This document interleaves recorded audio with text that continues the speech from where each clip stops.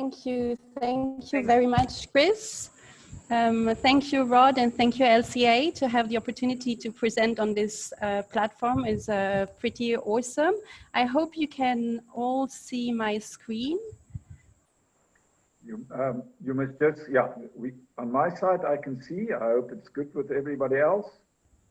Yes, can see. Okay, so yes, welcome everyone. And thank you for the introduction. So just here on the first slide, I think most have been said. I just want to point out here, I am in 2018 with Tam Cassidy, and we're just assessing a black-bellied pangolin who arrived.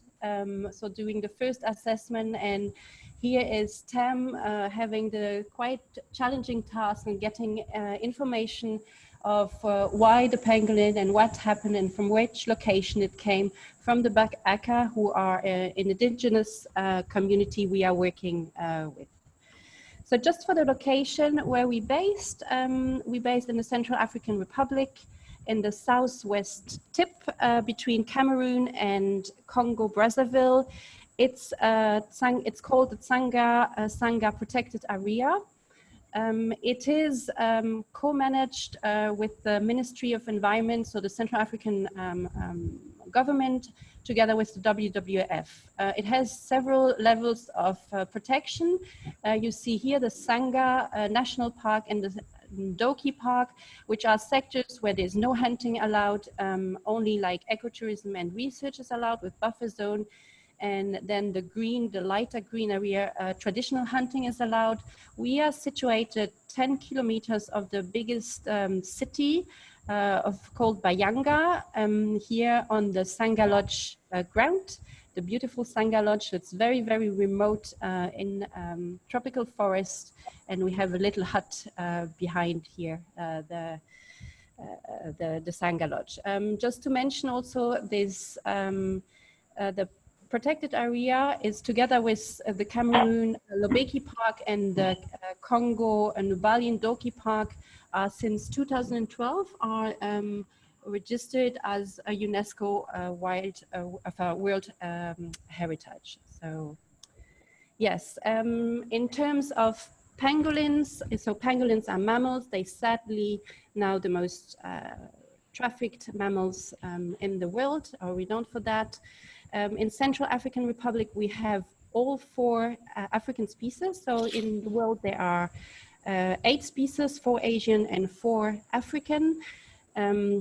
They are particular because they're the only mammals who are covered in scales. The scales are made of keratin, so like our hair, nails, or even as the rhino horn. Here you have the white-bellied pangolin. It's a young one here that we released also at the Sangha Pangolin Project. It's the one that you encounter the most in Central and West Africa, and it's sadly also the one that you see the most on bushmeat markets and in scale seizure. Here on top right, it's the black-bellied pangolin. Black-bellied pangolin is relatively rare. This is the pangolin that we have been doing most of our research on. It's the only one from all the 8 species who is diurnal, so quite lucky because as my other research colleagues, we can go out during the day and observe them. What is and in French, they called pangolin à longue queue. So they have a record in the mammal world in terms of they have 47 caudal vertebrae. So both of them are arboreal. Then we also have in our region the giant pangolin, although we haven't seen it, but we know that WWF has some records on camera trap, and we know also that the local community have a record of them. And then in the eastern part of Central African Republic, so more going towards South Sudan, that we have lots of records of ground pangolin. All 4 African species are threatened with extinction. The white-bellied and the giant have sadly moved on from vulnerable to endangered last year. So here, what's in terms of threats, of course, I think we all know, sadly now the the threats of the pangolins in terms of the African continent. Bushmeat is overexploitation in terms of bushmeat is a big threat. Here it's a picture of Rod Cassidy in Bangui on the market. So you find them still now. They are sold on the market, so they're not even hidden until recently. Except for the giant pangolin, they were not even protected in the country. So yeah, here's white-bellied pangolin with palm civet and some birds in the back. But also in Africa, pangolins are used for traditional medicine and also like for magical rituals. So for example, the fat is used as to protect against evil, for example. And we also know the scales are, this is like big threats. Scales are used in the Asian continent as traditional medicine. The fact is that they have in Asia, they have overexploited their 4 species who are, most of them are critically endangered, so one step before being extinct in the wild. And so in the past decades, the Asian continent has been harvesting the pangolins and the pangolin scales from the African continent, where the laws were not so strict as recently. In Asia, they also, the meat is very praised. It's also a sign of, it's considered as a delicacy and also a sign of wealth. And overall, we're talking about, estimating it's 1 million pangolins who've been taken from the wild in the past decade.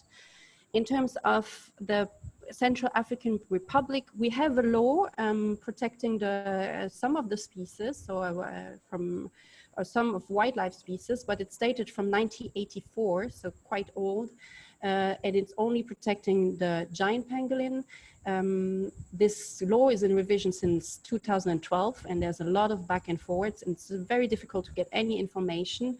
You can see here on the left-hand side, the note de service. So it was very difficult for us to even find out what was happening, but last year, the Ministry of Environment put like a communication that although we don't have the new law yet, but elephants, gray parrots, and all species of pangolin are now integrally protected. So no hunting, no selling of any parts in the country. However, of course, the application is another very challenging topic. And honestly, nobody knows about it. And the Central African Republic, people do not know that they are protected. So they sold and eaten as usual. We made a press communication this year at the World Pangolin Day on the 15th of February, which had quite some interest. And I don't know if it was coincidental, but a few days later, 500 kilo of scale were seized in Bangui, in the north of Bangui. So it's scales who came from the Central African Republic. You can see it's mostly, or we think it's mostly giant pangolin. We are allowed, Tessa and myself, to get some samples of it to also estimate which species are there and estimate the number of species, the number of pangolins who will represent that. However, then the pandemic started, and so we couldn't get through, but the scales are still there. They plan to incinerate it, so it's actually a good sign in terms of nationally and also that they're doing some step international, but obviously there's a lot to do. But going back to the project itself, so it all started with Rod and Tamar Cassidy, who in 2009 moved to Central African Republic and bought a lodge and a concession in the Congo Basin called the Sangha Lodge. They have a tremendous passion and knowledge and conservation, and yeah, and they started with rehabilitating or saving the whole conservation work in pangolin, and we have so far over 97 pangolins, so mainly white-bellied, but also black-bellied, who came through the project and were rehabilitated. I must note that we are the only project or conservation project working for pangolin conservation in the Central African Republic. We're working with a local indigenous community called the Ba'aka. Ba'aka also referred to as pygmy or forest pygmy. They have their own language, but they also speak Sangu and some of them a little bit of French, so which are the official language of the country. They have this tremendous knowledge about the forest. They live in and from the forest, so they like the food resource, but also medicinal plant and also spiritual knowledge. They're extremely friendly people, and although many of them are illiterate, still they have this amazing knowledge, which is so such a plus, and we're learning from them. It's really amazing. So I've joined in 2017. We're doing one of our focus is rescue and rehabilitation, and I'm a vet. So we built with some private fund a little clinic rehabilitation center. On the top right, you see. This is actually my little home, but we also having a microscope there where we can analyze blood samples and parasites. We have in the back so-called pangolarium where we can observe pangolins before being released. Yeah, and we able, this is on the down right, you can see it's our clinic. It's basically a Tupperware clinic. It's so humid there. We have a lot of insects. So this is an older photo, but it's very hard. We're living very remote, so it's very difficult to get anything there. But each time we come back, we bring something new, and so we are able to do some basic treatment. We can even do some small surgery. We can take samples, etc. So this is great. This is myself working with Birgit, who is also a vet, who volunteered for a few months, and here we're doing preparing for a necropsy in the forest. So to mention, we're very dependent on the work with the Ba'aka for the rehabilitation as well. It's very difficult, and I think everyone who's working with pangolin rehabilitation can confirm that. Pangolins are not easy to be kept captive at all. They don't eat easily from a bowl, so you have literally to get out with them every day, especially young ones, to train them on foraging with them, which is like a basic behavior they have to learn. Here in the middle you can see this is Como, one of our long-term Ba'aka. He has an amazing relationship with the animals. He goes out literally every day. We have to take them back at night. He has to observe them. He cracks branches. He knows the ants that these pangolin are eating. So the black-bellied pangolin only eat ants. Yeah, it's really amazing. And also what we do is we ask them to get the right ants and the ants nest. We freeze them, and so before they go to sleep, we can or in the morning we can feed them. We defreeze the ants, and so they get a little bit more. And yeah, so we're doing also research in 2000 and monitoring in 2015, 17, and 18 respectively. We had 3 black-bellied pangolin that were successfully raised and released into the forest, although we do not have so far ecological monitoring techniques, so not a right tag. The batteries are too big. The way they walk in the branches and high up, the tags are too big or break the scale. So we do not have the right method yet to follow them. So far, we working with the Ba'aka as pisteur and a research assistant, which is absolutely amazing. So they observe them. They each single day they go 2 out when they wake up and observe them. They have, some of them can write, they and draw, so they write down. We record several points, like when they wake up, the GPS of the tree, the type of tree they in, also several data we in, and here you can see one of them. So we record when they go to sleep. So here's 1819, Koki, which is the name of the one pangolin, dormi dans le Mbaba, which is a tree here in a hole, and then, yeah, with the 2 Ba'aka. So that's is very, very, nice to work with them. So overall, with the data that we collected, we have, as said, 97 pangolins, mostly white-bellied. Some of the data has been published. We were part of the Blackberry Pangolin chapter in the Pangolin book, who was released in December last year. So some of the data is in there. I was very honored to be also in 2018 taking part of the IUCN Pangolin Specialist Group monitoring workshop, where I get to meet like a lot of pangolin specialists from all over the world, which is so important to thrive research. And we're also part of the red list review of the black-bellied pangolin. Yeah, there is more research going on. Tessa is going to talk about it. And we also have like a parasitological case that we're going to publish. And so for the last slide, we have also now focused more and more to work with the community and the villages in the protected area.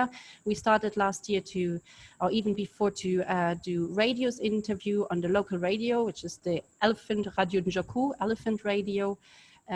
We have also started to do presentation in the villages and involve also the Baaka. He is Como again, and we have even from Sangha Lodge, this is I think Sanfo, who is also like president of his church youth group, who is also presenting. All this work of sensibilization in the village has been mostly done by Julie, which is Julie and Birgit and Tessa, which Julie was also a volunteer. She's a conservation journalist, and she did an amazing job in also like translating a documentary, The Eye of the Penguin, shortening it and putting a Sangu voice so that everyone could understand. So yeah, that's from my part. I will hand over to Tessa now. Thank you.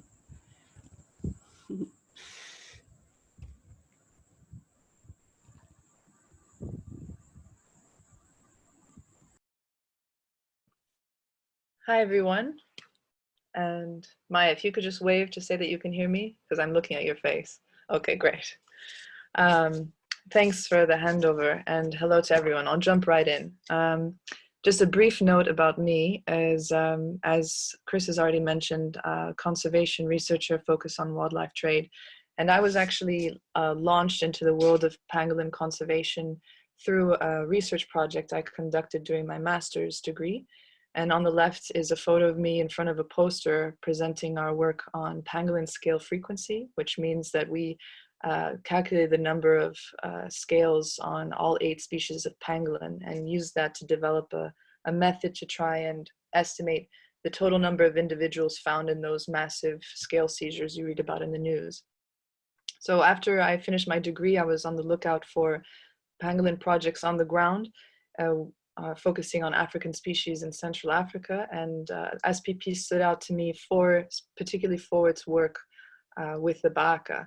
And here I am more recently with Como and Likemo, who are, as Maya has said, team leaders for SPP. Oh, okay. So we understand that there is an urgent need to better protect these threatened mammals, and part of this critical need is to improve our ecological understanding of the 8 species. So there's been comparatively less done on the 4 African species, and even less has been understood about the black-bellied pangolin, but SPP has really been part of the leading the research on this particular species. And essentially, learning more about their ecology is going to help us inform conservation actions to better protect them. And as Maya has already described, this is our Koki team. Here is Likemo, Mbanga, and Cecily closest to us. They go out every day and they're collecting precious data on Koki. At the moment, it's Koki, the black-bellied pangolin, on her movements. And they take GPS points, they record her sleeping sites and observe her feeding behavior. And all of this precious data has been collected and helped us to estimate home range sizes. So while this map has since been modified, I did want to share it with you all just because it gives a really nice visual. So we're seeing some fascinating overlap in the sleeping den usage or sleep hole usage with the 3 rescued and rehabilitated pangolins. And this is all data that we are hoping to, or working to publish. So currently, we are conducting a survey, although it has been temporarily interrupted, but this is our survey team from left to right. That's Como, Likemo, Lendi, and Kongandele, who are by far the most skilled trackers on our team. And I would never go into the forest without them. Everything they're holding, the equipment, has all been purchased with funds that we raise with our crowdfunding campaign. So that's been essential to allow us to continue our research. And this pilot survey was launched really to get baseline data on the populations of pangolins living within the concession area of the lodge, as a way to assess occupancy, but also to start really studying changes over time. So the study relies heavily on the ecological knowledge of our trackers. And when designing the survey, we really did it to complement their movements in the forest. So essentially, you know, there's a lot of space to cover. It's 720 square kilometers. And so we were targeted with our approach using a combination of methods, camera traps, night and day transect walks, and essentially merging qualitative traditional ecological knowledge with more quantitative methods. And what it's produced is actually what I feel a really unique survey. And there, that was Mandende pointing out a feeding sign. Pangolins have claws that they use to lift bark. And so tracking their feeding signs is actually a really useful way to study their presence. And Mandende was able to spot a feeding sign some 15 meters off, which I always find quite impressive. So when we do find a sign, we stop and take notes. And here I am with Kongandele. And this process involves a lot of questions, much to the exhaustion of my research assistants. Which pangolin was it?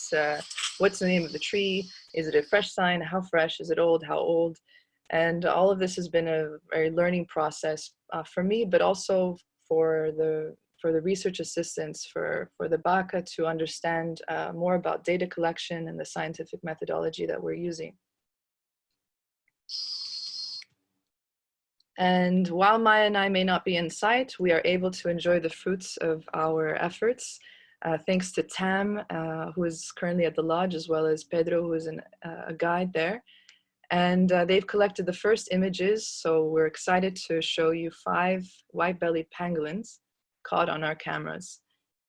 And as soon as it's all right to come back to the lodge, we will in fact be picking the survey up again and going into giant pangolin territory.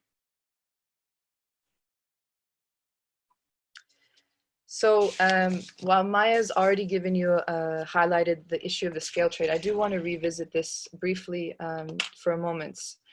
So what's most important to understand with the scale trade specifically in the country is that Baka have no traditional use for scales. In fact, they would pluck them and toss them aside, much as they still do with porcupine quills.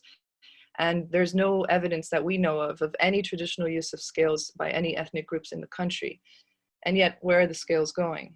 There is a commercial trade in scales in the country.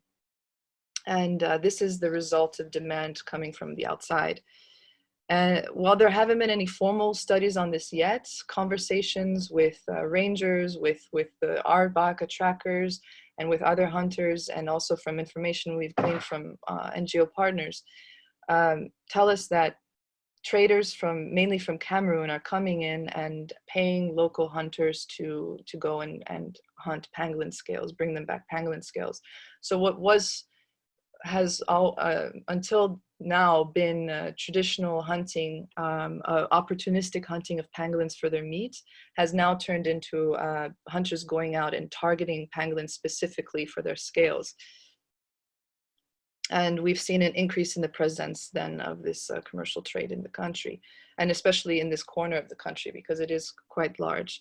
So the WWF and DSPA is Sangha Protected Area, I'll just be using that acronym, have been conducting operations and seizing scales over the last few years. And I was actually being given access to this seizure. So here you see some individual bags of scales that were seized on patrols. And this is a bag of rice. Oh, not a bag of rice. It is a rice bag full of white-bellied pangolin scales. And there's a segment of caudal vertebrae there. So while all pangolins are covered in scales, there is significant variation in not only the number of scales that they have, but also the size and weight of the scales. So for example, here on the left, you have a black-bellied pangolin scale that weighs 1.8 grams and a single giant pangolin scale that weighs 10.6 grams. And this example I use to illustrate why we need species-specific parameters if we're going to try and estimate accurately the impact that this trade is having on pangolin populations. Here's my workstation. These are all stacks of 100 scales, each stack of white-bellied pangolin. And I actually got the interest of one of the rangers, one of the eco guards, who assisted with some of the counting. And I mention this because, you know, informal discussions, especially in the absence of formal studies, are really important for informing research, characterizing trends, and really just tapping into the knowledge that these rangers have, because they are on the front lines and they are the ones on patrol intercepting scales. But what it's also shown is that there's not much understanding about the different species of pangolins. Actually, mostly locally, they're separated into groups by size. So there's the giant pangolins and then the small pangolins, which are sort of relegated to less important. And those include both white-bellied and black-bellied pangolins. So that was very important to understand. And it's highlighted an opportunity for us to train rangers on identification techniques. That's the totality of the seizure at the close of 2019. Weighing just over 100 kilograms, and using a methodology which was based on data from those specific scales, which are all pangolins from that particular area. We're able to estimate that something around 275 and 280 individuals. And on the right is an example of a sample of 1 kilo of scales, which are divided by species. Of course, it's always important to communicate your findings. And here we are, Julie and I, we're hosting a presentation at WWF headquarters with GSPA heads of management to show them the significance of the analysis of the results of the analysis and its implications. So I'll move on now to SPP's community work. And this has been a real highlight of my experience. This is a map showing the villages that lie both within and outside of GSPA. So SPP has already an awareness campaign in progress when I joined. But in total, we visited now 12 villages. And it's been an incredible component of SPP's work, not only to raise awareness among the local community of what we're doing, who we are, and but also in order for us to really tailor our messaging to the audience and to be able to effectively communicate the threats that pangolins are facing and why they need our protection. It's also an opportunity for us to gauge levels of understanding and attitudes, which can vary from village to village. Of course, we have to get to the villages, and this is the road, the only road, which is quite precarious, and we've suffered quite a few flat tires and endless delays, but it's all worth it because we do get turnouts like this. This is a village called Ngengeli, and it's a full house. These are all Baka. And, oh, sorry. So I would like to mention that Baka and other ethnic groups in the area do eat pangolin meats. It's a wild protein which forms an important part of the diet. And our awareness campaign is not really meant to change consumption behavior. After all, the offtake from subsistence hunting has not been an existential threat to pangolin populations. Rather, what we want to do is communicate the threat that the commercial trade in scales poses. And we also discuss legality, why certain animals are receiving protection, which is very important to really help them understand why laws are changing and why certain species get certain protection. The most valuable aspect of these sessions is by far what happens after the presentation, which is the question and answering session. And questions from participants really vary, but across the board, no matter where we go, the first question is, Can we work for the project? Are there jobs for us? And what do we do if we see a pangolin in the forest? So I highlight this because the awareness campaign has been a critical part of sort of a first phase of SPP's community work. And now what is clear is that there is a need to really engage with villages and find ways to get them involved in our research. I do want to share a particular story from October 2019. We received a message at the lodge that there were 2 pangolins being held at a village 2 hours away named Kunda Papai. We didn't have any information and we set out right away, and we arrived and were led to a hunting site in out the forest near the village, and came upon a group of 20 or so baka that were huddled around these 2 black-bellied pangolins. And after a pretty animated discussion, they explained to us that 2 younger hunters had gone out and captured these pangolins, but that they were actually stopped by the other hunters who had attended our awareness campaign.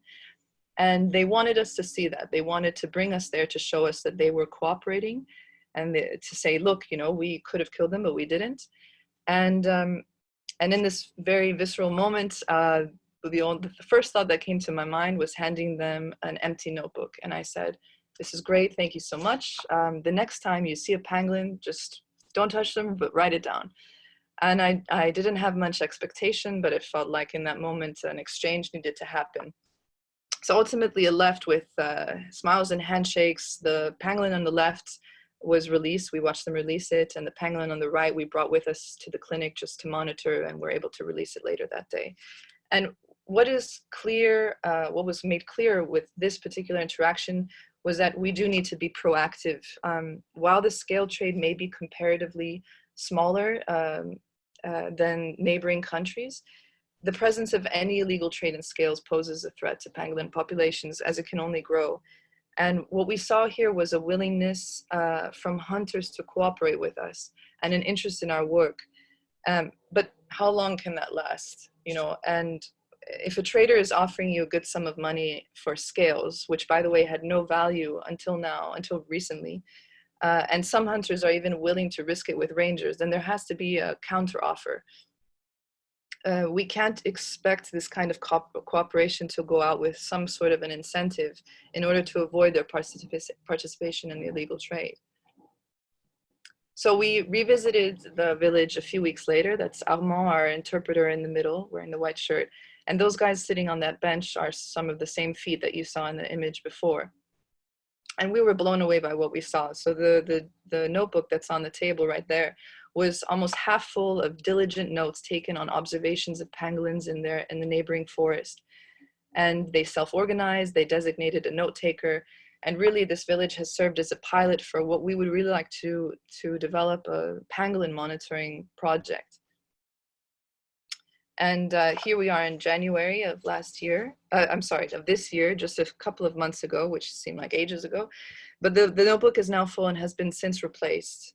So the concept is, it's clear. I mean, the evidence shows involving communities living alongside protected and managed wildlife areas, and actively allowing them to participate and benefit from conservation activities has shown to effectively reduce hunting pressure on target species.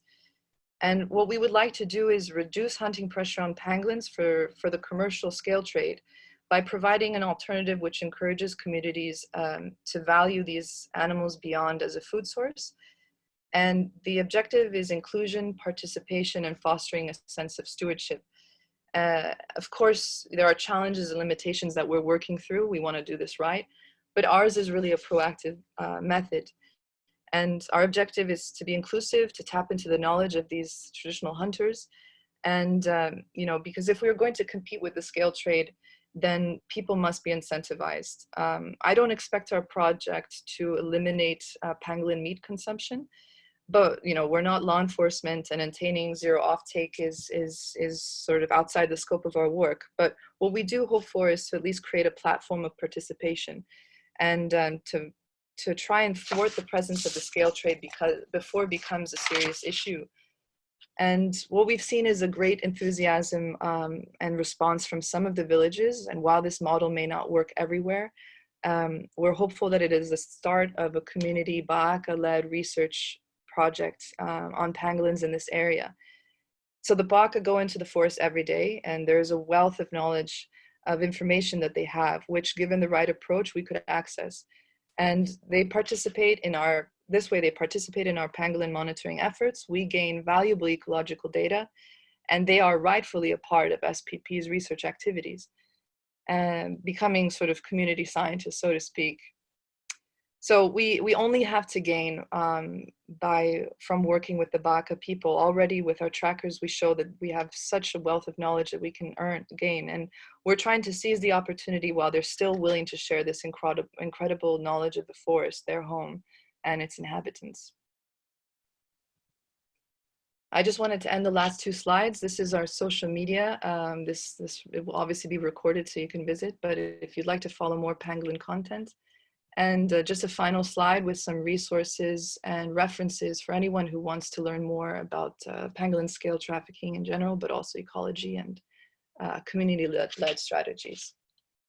Thanks very much.